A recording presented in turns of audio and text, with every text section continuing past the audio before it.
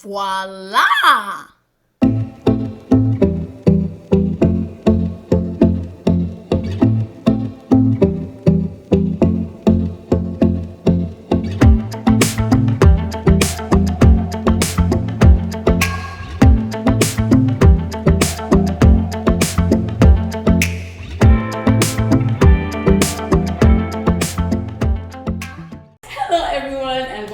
To the Amanda Nothando Show. I'm Amanda and thank you guys for watching. I am so super excited about today's episode because joining me is an amazing lady who has done so much in the community. I've been following. And she is a former journalist who was with CTV for a very long time, and now she hasn't been in CTV for about 5 years. That's right. Right, yeah. That's your memory. So, I do my research. That's good. Right? You must remember it. And away you go scriptless. Right? You're exactly. Awesome. That's why I took theater. I was like, I want to be able to know because theater is more challenging. Yes. Right? So well, you have to be able to ad lib. Right? Sorry, I'm jumping in too soon. No, that's all right. Well, this was your field once upon a time, right? Yes, it was. This is my normal. This is my happy place. Right? That is so awesome. Please help me welcome Carrie Doll. Thank you so much, Carrie. Amanda. It's an honor to be here with you. Thank you so much for inviting me onto your podcast. I'm humbled. Awesome. Really am. Actually, I am also humbled to have you as like, okay, you know what? I want to look for people who are making a difference in the community. It's always nice to grow from people like you as well, right? Thank you. Because this is like an industry that you were once in, like especially the TV, the screen, the desk, right? Yes. So we're like, okay, how do we get on camera? Let's go to the experts, right? And it's so lovely that you're actually still doing something that's close to it. Now you have a podcast. And so do you want to talk about that first before we go back into time? Oh boy, the why of the podcast is an interesting journey, and I'm going to attach a story to it. When I left CTV 5 years ago, I wrote my own course on public speaking because I've done so much of it over my lifetime, and I did some coaching, but I always felt like something was missing in my day. And when I was at CTV, I always felt like I was getting paid for a hobby. You know, that paycheck was a bonus because I was doing what I loved. It was like followed my passion. But then when I went and out on my own into the entrepreneurial world, I just constantly felt like something was missing. What happened was 2 years ago, in October, my mother passed. Oh, I'm sorry. My mother, thank you. My mother was my best friend. Right. But through death comes clarity in life. Oh yeah. And it was about 3 months, I should say, after she passed. I was sitting on a beach in Costa Rica and watching the sunset. My mom loved sunsets. And I could feel her presence with me that day. And I was, soul searching at that time, saying, what do I need to do? Right. Why is my heart, there's so much unrest in it?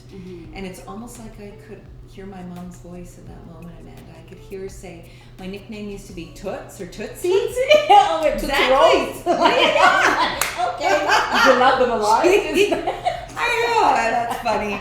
She said, Toots, you need to get back to your first love. Wow. And your first love was always the interview. And it was. During all those years, 20 years of reading the news and being a journalist, as much as I loved reading the news, I loved the interview. Because I always looked at it, when I got to sit down with someone and have an interview with them, they were giving me a gift. And I had to take that gift seriously. It was a precious gift. Like today, I'm handing you the gift of my story. And all of a sudden, it was like, that's it. I have to get back to the interview. And all of a sudden, I looked at my husband. I said, I have to start a podcast.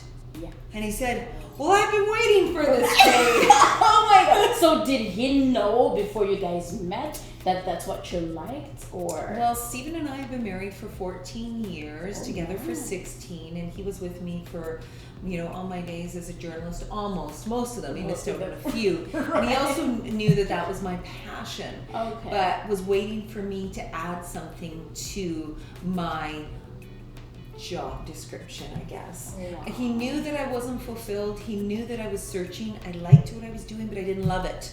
And all of a sudden you mix a podcast into it, and now you've got that perfect combination again. Yeah. And what was really funny, I came home and there's a girl that was working on contract with me. Her name was Jen. Yeah. And I said, Jen, it's time. I want to start a podcast. And she said, well, hallelujah. Yeah, she said, I've been waiting for this day. It was like they were waiting for me to go there again. Yeah. And that's how the podcast was born. Right. And it's now just over a year old, and I've recorded 70 episodes. Are you 70? So do you do it like how frequently do you do it? For a while I was publishing 2 a week. Okay. And that fluctuated, depending on the year and people's habits and whatnot. But I knew the first time I hit record on my mic and my podcasting machine that I was exactly where I needed to be. And you can feel it, like your fulfillment. You can just feel it the way, like when you're doing it, you're like,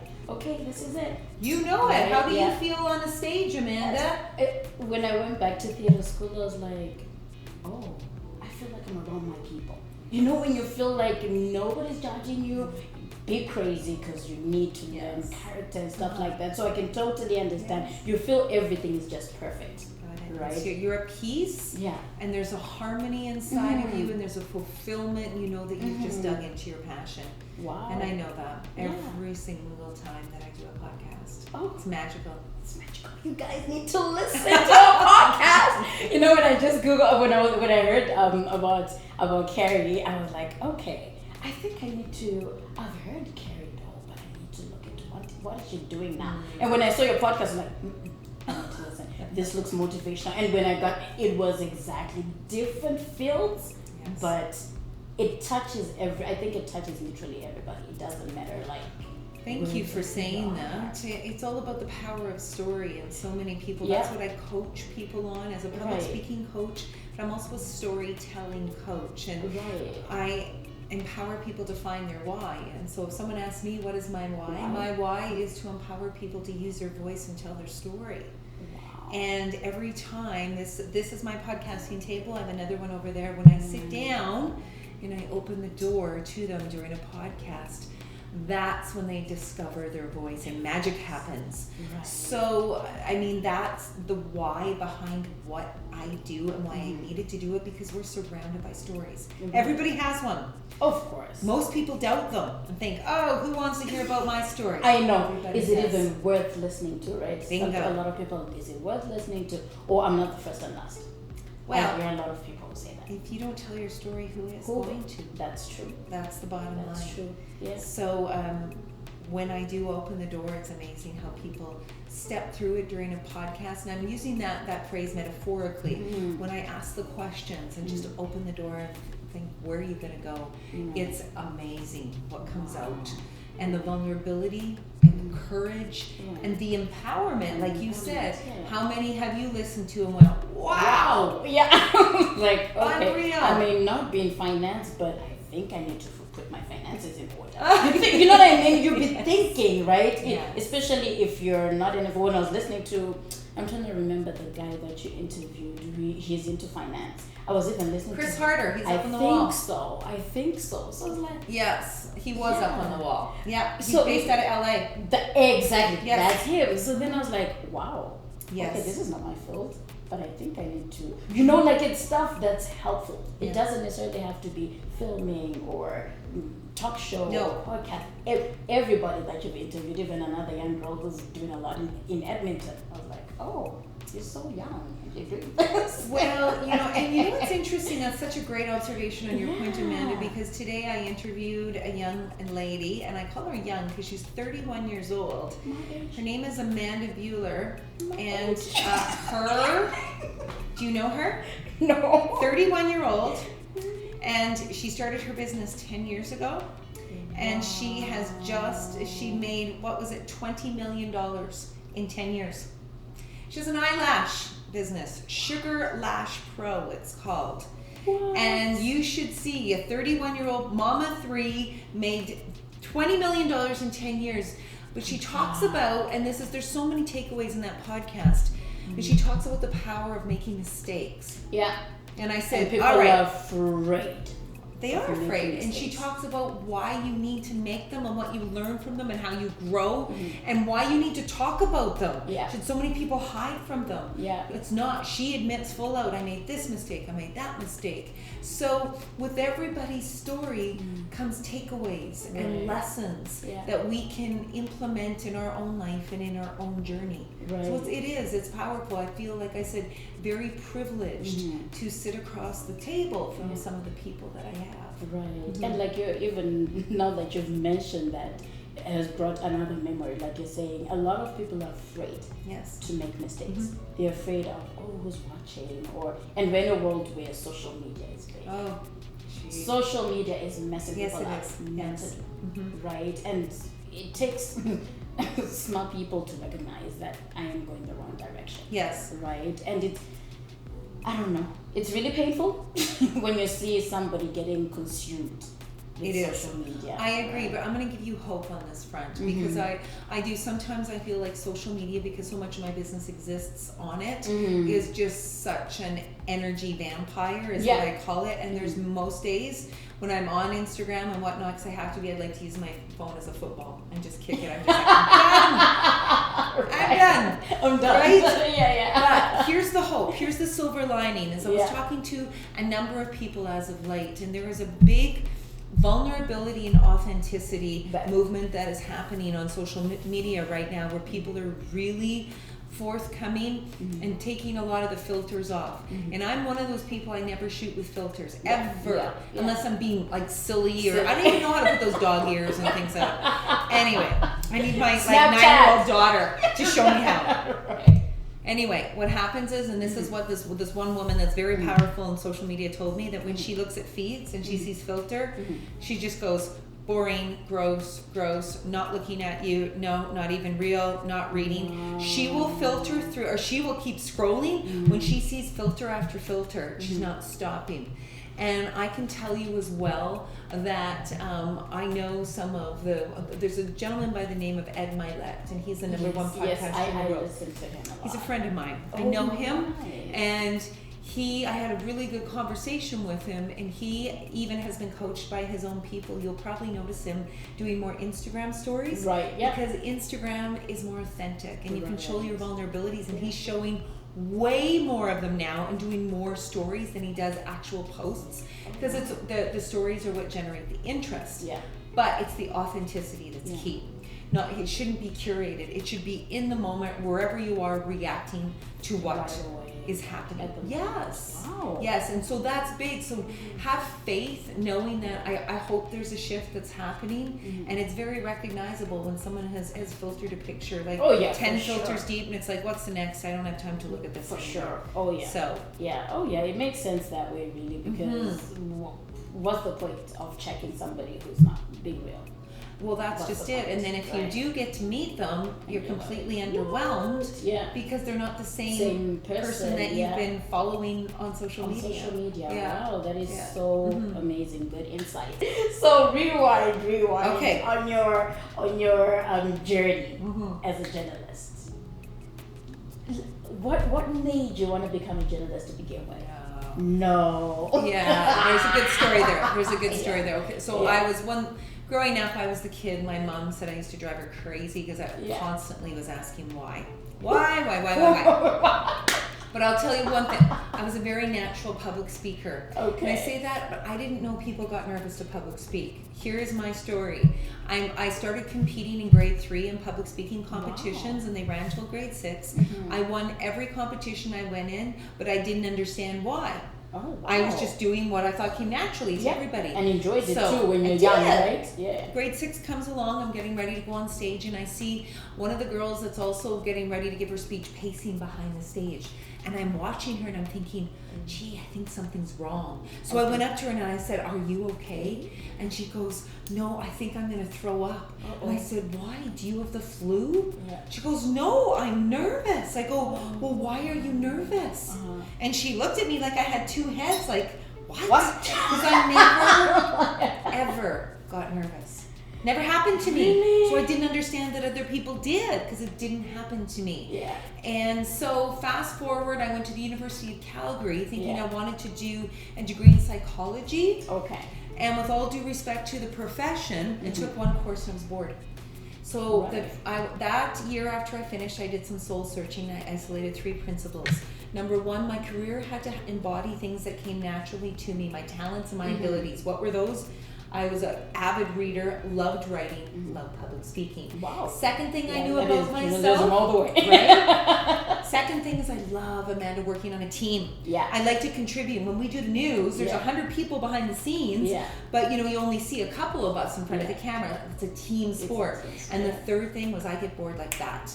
So I need new stimulation, new challenges every single day. They're my core values. I plugged those values in, and broadcasting or journalism came up like a flashing neon sign.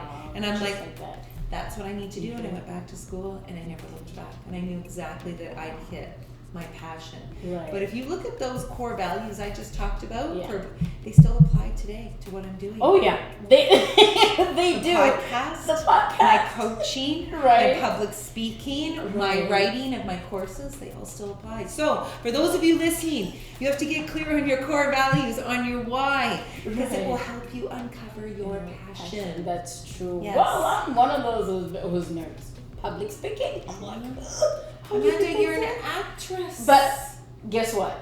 Come stage, come everything. Like I told you, when I went on stage, I felt like there's nobody around. Nobody's judging me. Nobody. Because I think people who are nervous when it comes to public speaking is we think who's watching.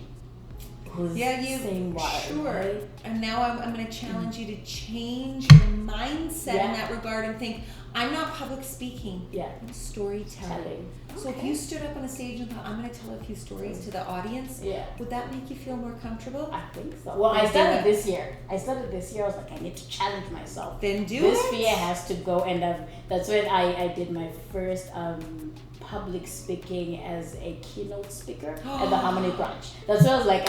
And that was nerve-wracking. It was nerve-wracking. But after I got off, I was like, really?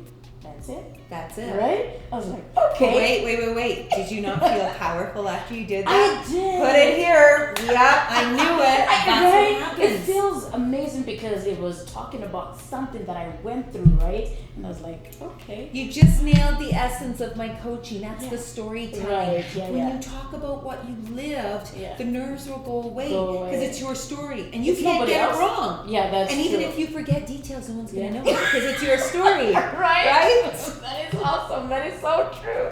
Yeah. Oh my gosh, guys, got it. Please don't be nervous because trust me. Once you're on the stage and you say your story, like she's saying, like Carrie's saying, it's easy. Once you get off, you're like, really, right? And it's not that. When you share your story, you step into your power. Right. Mm-hmm. Whew. Awesome. There you go. I like that. Yeah. That is so awesome. So why did you decide to leave the desk eventually after loving, right? After the whole 15 years, 20 years, including 4 seasons. Yeah. So, hardest decision and best decision of my life, and at the core of it were my children.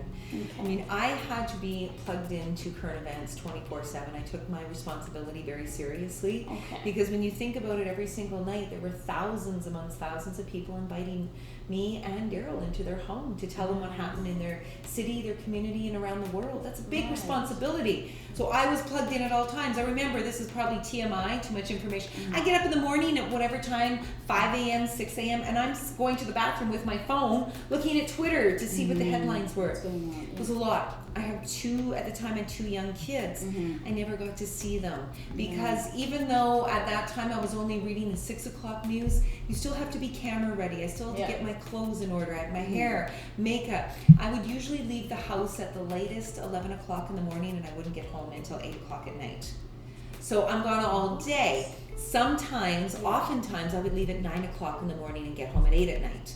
So my son, it's almost 12 hours. Exactly, was in grade 2 at the time. And my daughter was 4, he would just sit up in bed and wait for a goodnight kiss, because that's all the time I had for him. Yeah. And every day I would go off to work, and even though I loved what I do, my heart hurt. And my intuition, I could hear what it was saying, and I kept shutting it down and shoving it down. Mm-hmm. And finally one day I got home from work, and I go running upstairs, and my son Cash was in his bed. I gave him his goodnight kiss, because that's all the time I had, and I raced back downstairs to go make lunches. Mm-hmm.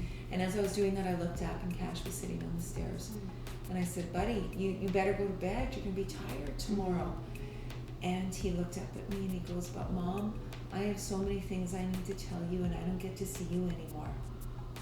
So I went and sat beside him, and information just came pouring out of him. And he started talking about his teachers and his friends and what he was doing at school. And I didn't know any of it, because I couldn't be a part of it, because I was too busy working. Mm-hmm. And as I looked at his little face, I thought, I'm going to blink, and you're going to be in grade 7, and I will have missed it all. Yeah. Because and there's no do-overs.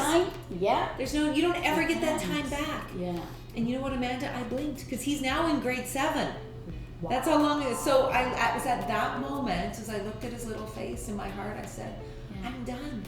Wow. I'm done. It's time for me. And that's the best decision. And time for me to work hours of work for my family. Yeah. And I went into the bedroom, and I looked at my husband's seat, and I said, I'm done.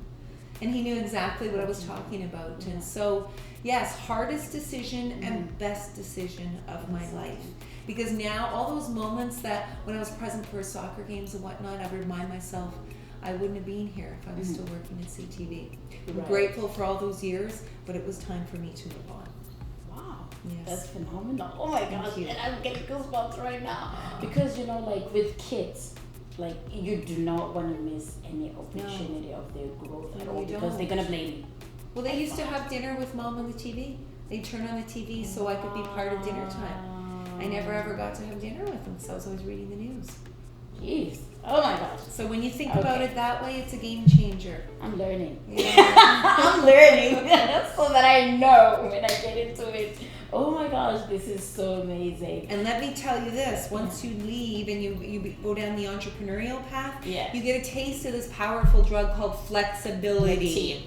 And once you taste flexibility, it's really hard to venture away from that. And that's what it ultimately means, being an entrepreneur. You often end up working even more hours, but you have the flexibility to work on them when you want. When you want. And still make time for family. You got it. And friends and wow. And that often means like I'll put them to bed and then I'll go downstairs and work for another 3 hours. Wow. But I'd rather that and be there for their activities than to miss out on everything. Right. Yeah. Oh wow, that is so awesome. You're ready for yourself, guys.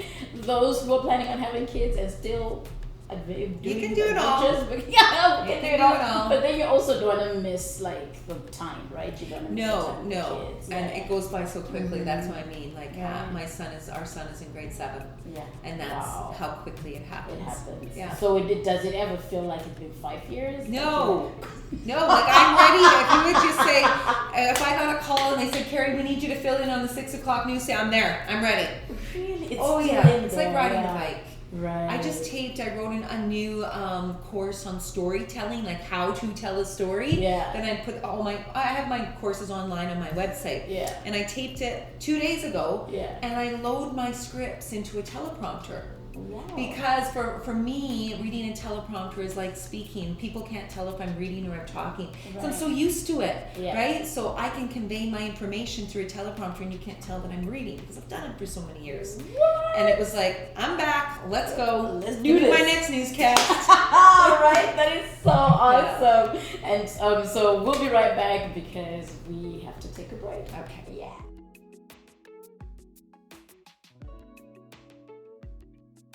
We are back. Okay. Right, and oh my gosh, I am just baffled by everything that your journey from when you were a journalist and right now.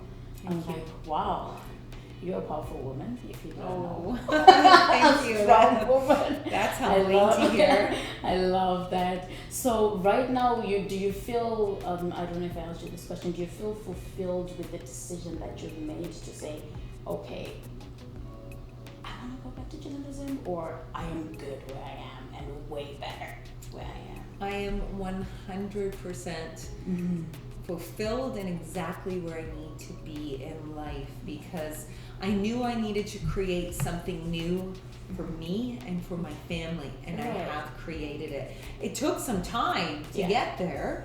5 years to really carve out the path that made me feel fulfilled. But the podcast was the missing piece. And it's like when you go down that journey, it's like, think about putting pieces of the puzzle together. I need this piece, I need that piece that fulfills this need, I need this to satisfy this in myself, and how do I put my skills and my talents and my abilities to work? And I really feel like I've put the puzzle together now. And it saddens me so much when I look at what's happened to journalism and the news industry, and it's just, and to bring up another, a few months ago, I just published today, I sat down with CTV national news anchor Lisa LaFlamme and did a podcast with her, and she just said that it's frightening, the state of news today, because so many people can get their news off their phones. That's exactly what I also wanted to ask. That has it changed completely nowadays because of social media? Everybody has something to give out. Yes. Good news, bad news, true and false. And fake. Exactly right. And the fake news. Wow. So how are they handling it in the industry? It is now? really tough. There's been so many cutbacks. I think from the time that I left 5 years ago, I think they lost 100 people at CTV Edmonton. Wow. And it's just because it's so different news gathering. Now even reporters, they don't have their own camera people. They have to shoot their own stories. They edit their own stories. They all have to be able to do everything on their own. And I mean, there was a day that we used to hold stories until 6 o'clock because we didn't want the competition to get them. Now, the second you have a piece of information, you're tweeting it out. It's on Facebook. It's on Instagram. It's just get it out, get it out. It's immediacy. But on the flip side, the danger comes in that you can have, like, the Donald Trumps of the world. He's his own broadcasting empire. If you look, I think that the last time I checked, he has something like 60 million or 120 million followers on Twitter. Think of 120 million people. If you take all of the broadcast networks and combine their viewing audiences together, you can't even touch that. So one tweet he sends out and he crushes what traditional media has done. But what people think, they take it verbatim. That's got to be the truth if it's coming from him. But it's not fact checked, and he's just putting out his own information. So that's the danger, because journalists hold politicians accountable. And it's very difficult to do that in today's day and age. So do you think that traditional journalism is going to exist in the next 5 years? The $1 million question, Amanda. I hang my head just because when I left 5 years ago, I said to a few people, and I never wanted to say it out loud to my colleagues because I love them all dearly, but I thought they would be broadcasting on the internet within 5 years. That hasn't happened, and I'm glad it hasn't, but I honestly don't know the direction that it is going, but everything is always driven, you can see, to online, to online, to online. Follow us here, send this there, and it's all changed so much. There's always a need for local news. You have to have your local news because it's stations. Factual too, right? But when did we ever think in the city of Edmonton that the Edmonton Sun and the Edmonton Journal, who for years and years were fierce competitors, be owned by the same company? Yes. What? Yes, that's how it is in today's day and age. Yes, they're owned by the same company, and the journalists that work for them work for both. They don't compete anymore. So it used to be so anymore. Because that's what makes it fun too, right? Like, we start with you. That's right. Let's do this. No, not anymore. It's changed so dramatically. So I don't know where it's going to go and when it's going to end and what's going to happen. I'm watching and cheering on my colleagues from the sidelines because I don't ever. It can't die. There has to be accountability in our world, and that's where journalism comes in. We just hope for the best in that field. That's right. Or if there's going to be a better way of telling the news before the rest of the world, more than anything. I don't know. With social media, it's tough. It's tough. It really is. How do we ever get down this path anyway? I wonder. Mark remember. Can you answer that question? I think. I don't know, but oh my gosh, that is so amazing, and it was so lovely for you to make time just to talk to the viewers and to myself, and just to tell us where you're at right now, and just inspiring stories, even the people that you've interviewed, and any last words like to anybody, like especially the young people who are thinking of getting into journalism or maybe afraid of public speaking, one of the two. I appreciate that opportunity. The final thing I would say is this, is every single person has a story inside of them, and I want to encourage all people to tell that story, but when you think of a stage, I want you to embrace the stage that's all around you. Your stage is in conversation. Your stage is in bed with children when you're reading them a bedtime story and they say, Mommy, Daddy, read me a story. Your public speaking, your storytelling. Your stage is at meetings, at parent-teacher interviews, those are all stages. Stop thinking about public speaking as you need to be on some sort of physical riser talking to the audience. When you deliver a presentation in front of people, you're having a conversation with the audience. Embrace your voice. Embrace the power of it, because when you don't say anything, you give your power away to other people to speak. And that's why at the end of the day, I wrote my courses. I talk about public speaking because I want to empower people to learn that skill. Public speaking is a life skill and a learned skill. And the most powerful people in the world are the greatest storytellers and those that have embraced public speaking. I've interviewed countless speakers or countless entrepreneurs, and one thing I ask most of them is, what is one of the biggest changes you made in life, or what took your career from here to here? And they say, when I embraced public speaking and when I started to tell my story, that's what gave me power. So I always say, come see me if you're not comfortable. Take my course. It's available online. And the reason, because I don't want to ever see someone suffer. That's true. I don't ever want them to miss an opportunity to tell their story, because it's important. It's what makes you, you. Tell your story. Embrace your voice. Yes. Oh my gosh, that is so awesome. You've heard it from the wise Carrie Doll. We're going to be putting all her details down below here, so you can also see the courses that she offers and listen to her podcast. That I will tell you because I have listened to them myself. And to the viewers, thank you so much for watching. Keep watching. If you haven't subscribed, hit the subscribe button down below here, and also follow Carrie on the details down below on this channel. And thank you so much, Carrie. It was really a pleasure and an honor to have you. Amanda, the gift was mine. Thank you for the invitation to have this beautiful conversation. I appreciate it. Thank you for listening. Awesome. And remember, little girls with dreams become women of vision. Take care and God bless you.